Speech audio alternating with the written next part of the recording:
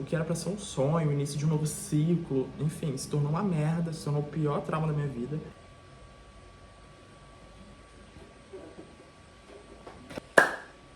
Eu cheguei pra falar sobre uma coisa que todo mundo quer saber e muita gente não pergunta. Eu vou começar agora o meu primeiro vídeo do canal e o meu primeiro vídeo sem filtro. Ou seja, eu vou falar sobre uma história, algo que aconteceu comigo, totalmente sem filtro, fazendo algo no meu cotidiano que realmente eu ia fazer, gente. Eu juro pra vocês que eu ia estar cortando isso aqui, que eu tô preparando umas marmitinhas pra semana.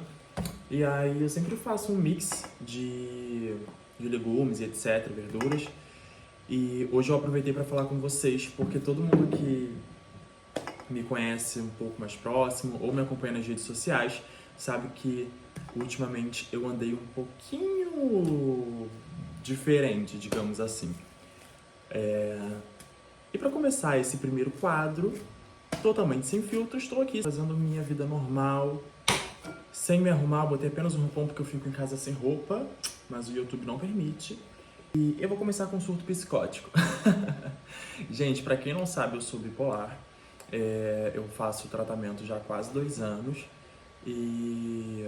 Nossa, pesou o clima, né? Vamos começar. Eu empreendo também, eu sou empreendedor, então a galera entende que não é fácil você conciliar tudo. A galera que empreende, a galera que trabalha também sabe que não é fácil você conciliar rotina de alimentação com rotina de trabalho, correria.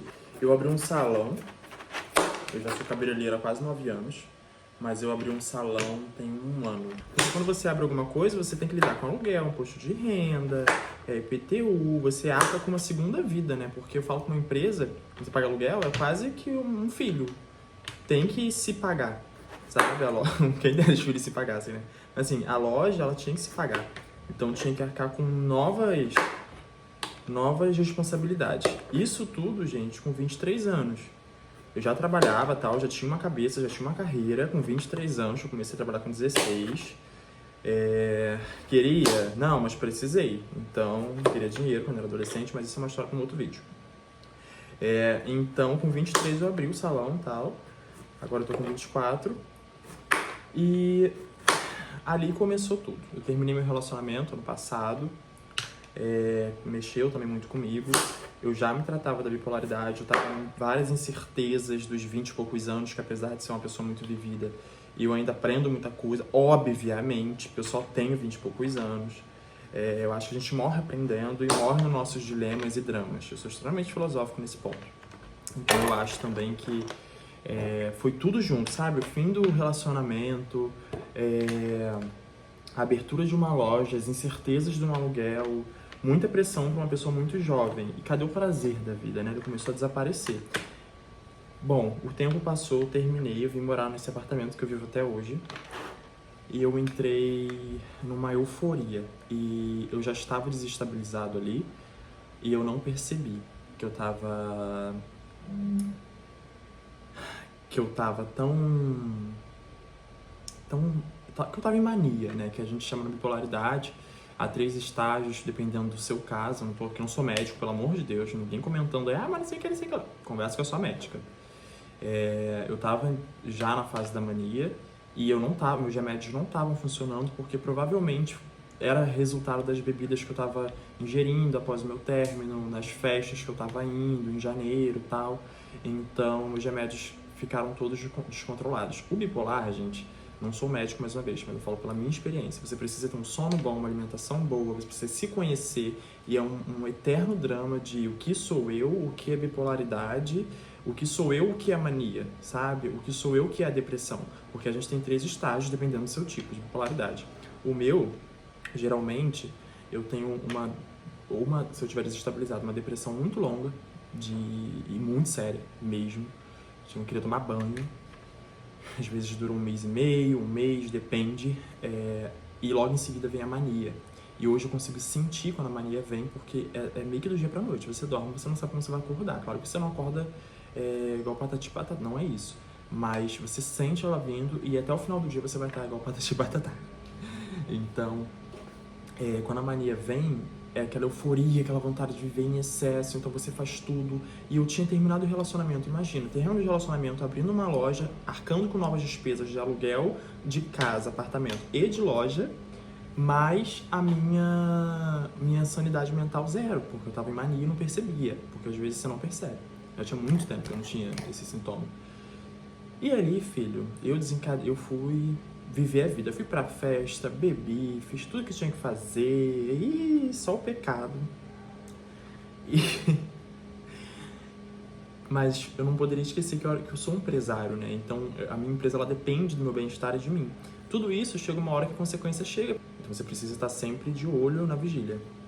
E então os meses passaram, eu fui deixando a vida me levar, fui deixando tudo acontecer. As pessoas foram notando que eu estava diferente e, na verdade, eu estava num looping de mania e depressão e eu não percebia. Ou percebi, pra ser sincero, e não sabia como mudar, não tinha força pra mudar. Porque também tem amigos, mas no final, gente, é você e você. Eu moro sozinho e tal, tenho uma empresa, tudo que na minha vida que acontece é graças a mim, porque eu acordo todo dia e vou atrás, networking, etc. Então, assim, é uma vida mais só. Não tinha mais aquele relacionamento também pra ficar ali sempre... não que fosse, né? Um relacionamento fosse só pra ficar me vigiando e tal, não é isso. Mas quando você tem um relacionamento, a outra pessoa é um espelho pra você. Então acaba que ela te sinaliza. Eu tava com excesso de liberdade após um relacionamento também, com excesso de responsabilidade, falta de prazer na vida. Acabou, que ainda tinha um transtorno mental. Imagina, BUM! Tem jeito, claro que não vai dar certo. E eu me deparei num caos mental, gente. Eu tava com essa nova medicação, porque após a mania, lá de janeiro, fevereiro, março, veio uma grande depressão. Eu fiquei muito mal, sem vontade de viver, queria fechar a empresa, ninguém sabe disso. Isso tudo que eu tô falando é meio que uma carta aberta para quem me conhece, para meus amigos, para quem trabalha comigo, para minhas clientes. Então muita gente não entendeu minha mudança de comportamento. E foi justamente por isso, para você que se importa e também que quer ver esse vídeo, veja, sabe? Você que me conhece, porque você vai entender muito mais do que realmente aconteceu. Quando você tem um surto, você não percebe também que eu tava muito louco, que eu comecei a tomar uma nova medicação e a gente veio com um estimulante. Só que a dosagem era uma e eu, de maneira irresponsável, não façam isso. Tomei mais do que devia. Eu assumo isso, eu entendo que aconteceu por minha conta, por minha imprudência também. Mas quando você tá na depressão, é algo tão forte, que te machuca tanto, que você só quer ser diferente e o seu corpo não deixa, sabe? O seu corpo não quer mais viver essa vida, sua mente não quer mais viver essa vida, mas você, eu acho que seu espírito, sabe? Você se sente preso ali dentro, você só quer achar uma saída e conseguir viver uma vida normal. Nada de incrível, só levantar e trabalhar e ser simpático e ter vontade de fazer as mínimas coisas. Nem me alimentar direito eu queria. Quem tem depressão de verdade sabe do que eu tô falando. Então, nessa busca desesperada e apelativa, eu fui para os estimulantes, que era uma saída, sim, na dosagem certa, com bom acompanhamento, mas deu totalmente errado para mim, que foi feito de maneira errada por minha conta. Após o excesso desses estimulantes, eu entrei em mania novamente e eu já não estava... Meu psicológico já estava tão doido que eu estava esquecendo coisas recentes, desassociando da realidade. Coisas completamente doidas e só percebia que era muito próximo de mim, como minha assistente que trabalha comigo, o pessoal da minha equipe, trabalho lá do salão, sou empreendedor, tá? Enfim, a galera que trabalha comigo no dia a dia. Algumas pessoas da minha família que vinham aqui em casa, então as pessoas sentiam o que tá acontecendo, parecia que tava usando assim uma droga pesada, gente. Então foi bem difícil. E o ápice, gente, o ápice da loucura foi que eu já estava desassociando e eu cismei que eu tinha que mudar de apartamento. Mais um sintoma de mania, hipomania, né, que eu tava, da bipolaridade, com esse super estímulo de remédio e misturando álcool e tava me afundando mais ainda. Até houve uma frase que me marcou muito de uma amiga próxima, que eu tava trocando um buraco por outro. E sim, eu entendo, mas eu também escolho ter piedade comigo, porque só eu sei o que eu passei, só eu sei o porquê eu estava naquela situação, dando todo esse contexto pra vocês, mas eu não dei detalhes. Então, os detalhes dramáticos, a dor que você sente, o desespero que você sente, no fim das contas, é você e ele. Então, só você sabe seus motivos e razões reais por estar em tal situação, ou se colocar em algumas situações às vezes. Então, esse vídeo também não é pra julgamentos alheios. Isso também, se tiver, foda-se. Bom, Nisso, vocês podem imaginar, eu conversar com vários proprietários, decidi que ia alugar um, depois eu cancelava, alugar outro, cancelava, visitei. Mas nesse meio tempo, eu tava numa realidade paralela que nem eu compreendia. É loucura mesmo, tipo, coringou, sabe? Falando assim, gente, eu sou outra pessoa. Há 4 semanas atrás eu tava totalmente diferente. De tudo depende de mim, eu fui enlouquecendo, coringando, que chegou num ponto de eu fazer alguns depósitos para uma pessoa sem nem visitar um imóvel. Nunca façam isso, por favor. Mas eu não estava sã. Nesse mesmo dia que eu fiz esses depósitos, aconteceram várias outras coisas extremamente marcantes, que eu não lembro. Que eu lembro porque meus amigos contaram. E outra, eu não estava bêbado, eu não estava drogado, eu estava extasiado pelos efeitos dos remédios. Então eu tava assim, à base de remédio. Tomava remédio pra dormir, tomava remédio pra acordar, tomava mais de um remédio da bipolaridade, que tadinho, não tava fazendo efeito nenhum, com todo o álcool que eu tinha consumido anteriormente, não nesse dia, mas anteriormente, e fora as outras coisas. Então eu tava numa necessidade de desejo instantâneo, de prazer instantâneo, absurda. E olha que eu sou uma pessoa que não tem faculdade e tal, mas eu entendo muito de neurociência, comportamento social e tal, e eu me deixei nesse fui vítima de mim, sabe? Nessa realidade.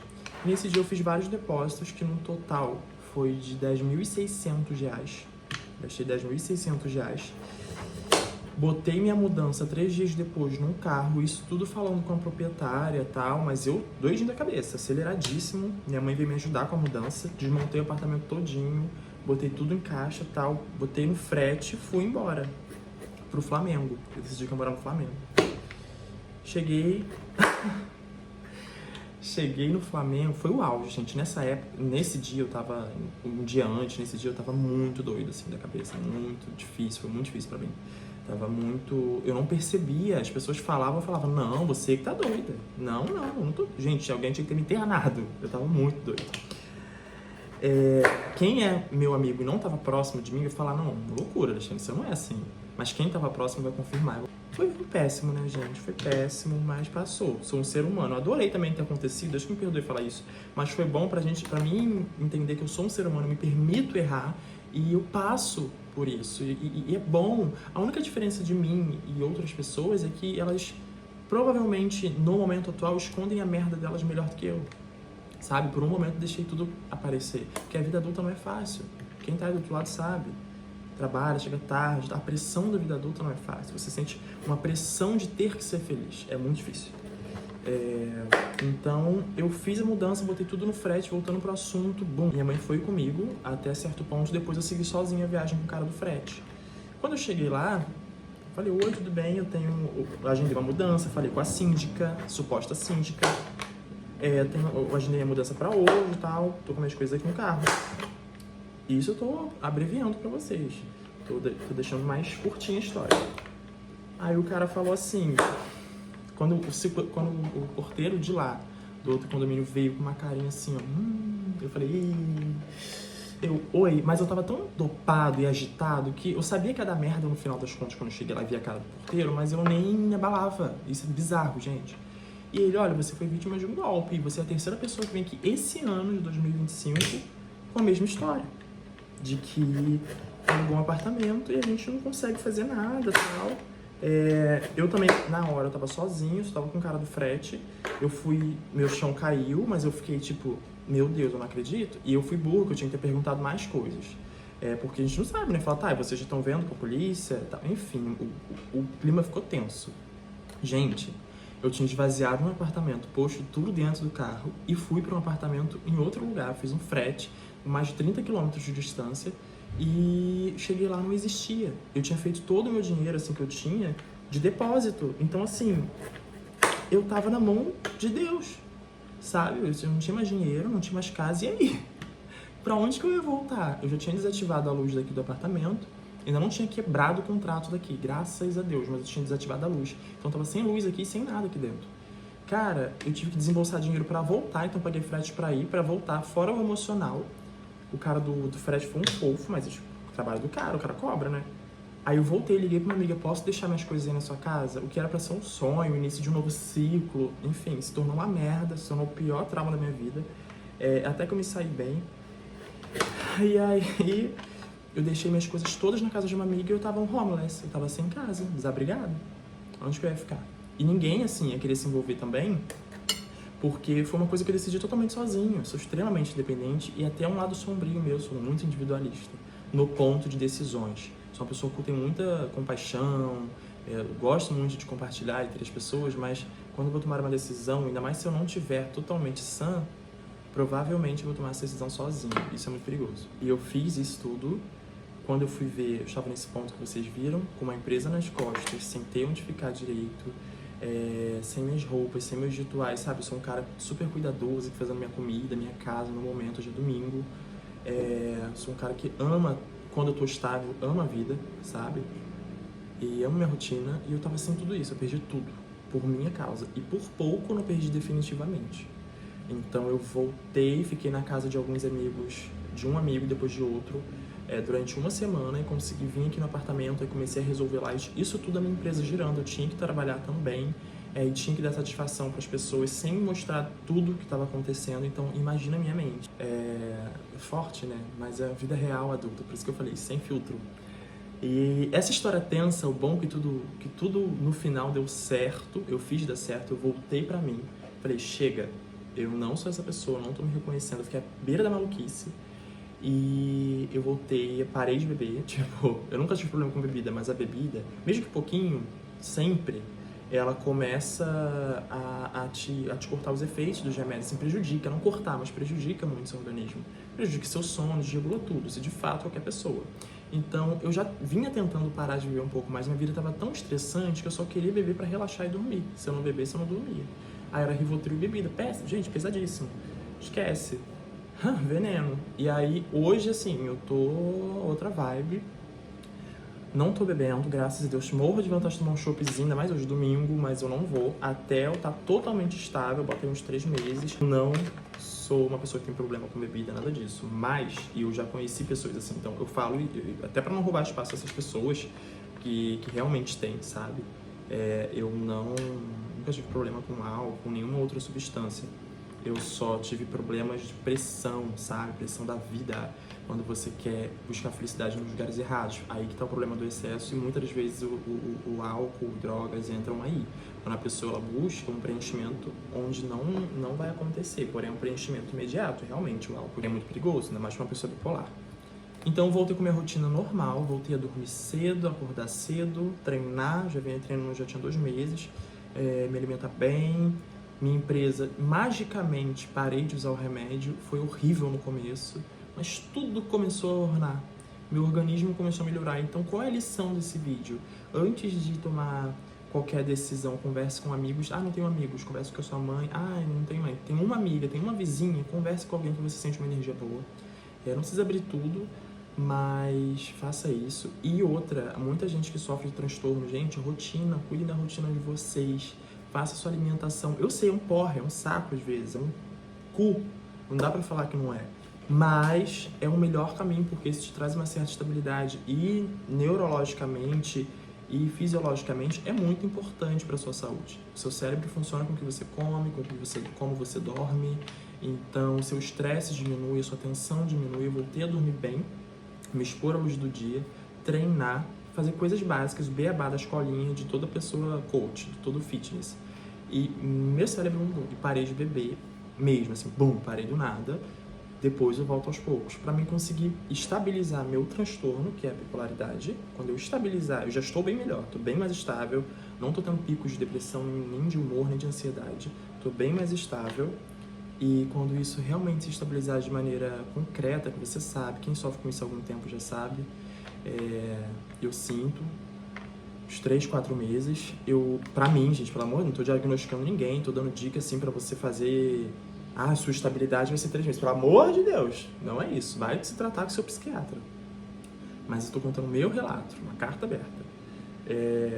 Então, quando eu me estabilizar, sim, eu volto com a minha rotina de diversão, porque essa rotina de diversão ela tem que vir acompanhada também de um psicológico, não só cerebral e químico, psicológico estabilizado, ou seja, não tá bebendo porque eu sou infeliz, não tá bebendo porque eu tenho muita pressão do trabalho, beber porque eu estou comemorando, beber pouco porque eu estou entre meus amigos, beber porque eu estou saindo para dançar, sabe? Não porque eu estou triste, vou tomar um vinho hoje que eu tô muito deprê. Porra, meu irmão.